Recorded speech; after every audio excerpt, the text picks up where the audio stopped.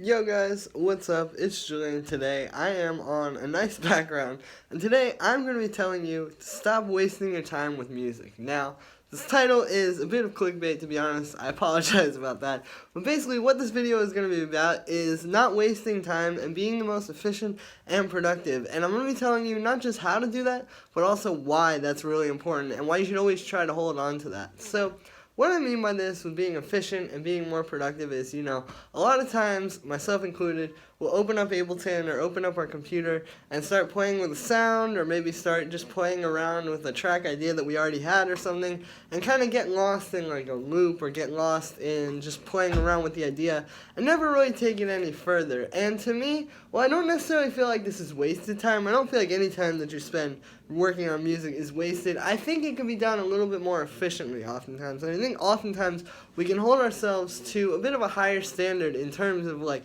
being efficient and just doing things in the best possible ways. So, yeah, this is really, I think, a big affliction, like I said, for a lot of us, myself included. We all have those times. But I think what's important to keep in mind during these times is the end goal. When you're working on a track, say you're working on a techno track or you're working on a house track, let's say a techno track, like, you can visualize in your mind, like, okay, when this is a finished, say, 6 or 7 or 8 minute track, it's going to have a kick, it's going to have hi-hats, it's going to have maybe 2 synths, it's going to have, like, these things, and all you have to do is just sit there and either visualize those in your mind or write them down on a piece of paper and just check it off like a list, just get going, like, get the kick, get some hi-hats, get the synth, get the second synth. And then once you have that stuff, you can kind of get out of this like checklist mentality, and that's when you can start getting creative. I think the issue with the process here, and I'm kind of realizing this while I'm saying this, to be honest with you, is more so that people are trying to like do the creative stuff a little bit too early. But in order to really get this track started and to get your music going, a lot of times you have to kind of forego some of that creative stuff in favor of a little bit more of like a systematic and straightforward approach. Like I'm saying, just visualizing exactly what the track is going to need and getting that in there. And the thing is, to a lot of people, I think this can turn them off, or you might be watching this video right now and saying, no, this is exactly what you're not supposed to do.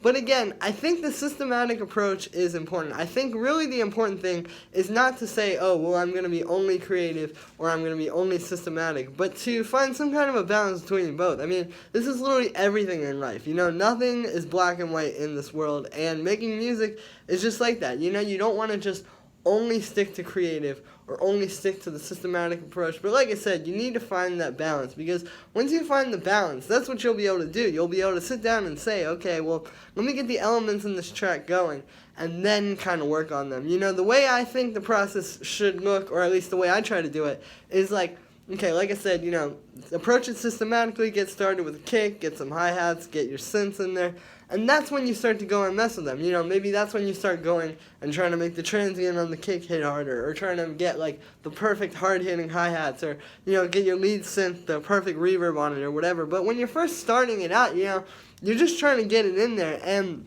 I think, again, too often, trying to make everything perfect right away is going to throw you off, like, it's never really going to sound perfect just right away like that. Like, you're never really going to get it to that end goal. And I think, also, this is really the thing, is sort of just keeping the end goal in mind, because I think to a lot of people, like, the end goal almost doesn't exist sometimes. Like, it can be really easy also to get into that mindset where it's like, I always want to make this better. I always want to keep pushing this. I always want to, like, kind of imagining it as, like, this infinite thing. You need to imagine your tracks as finite. You need to imagine it as, okay, there's going to be a finished version of this. What is it going to have? And then how can I take those things and be as creative and as interesting and as fresh as possible? So that is how I recommend to approach it. Again, I really think that it's a balance of the systematic and the creative approach, because if you are only systematic, you're going to make some very boring sounding music. We've all heard tracks that use that approach and it was not very interesting, but at the same time, if you're only creative, you're probably not going to finish anything. You're going to spend like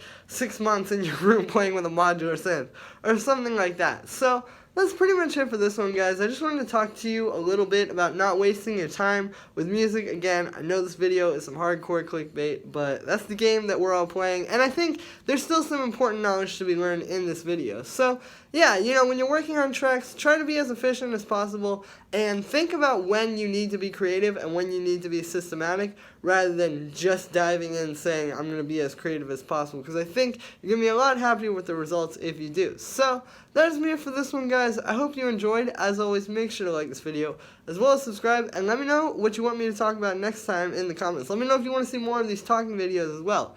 If you want to support me, the link to all my sample packs is in the description. They're all like $5 or $10, and they got some really awesome stuff in there, some really professional and high quality sounds. Definitely go check that out. If you want to get a ghost production or a custom tutorial, or if you want me to work on your music, my email is in the description where you can hit me up for that as well.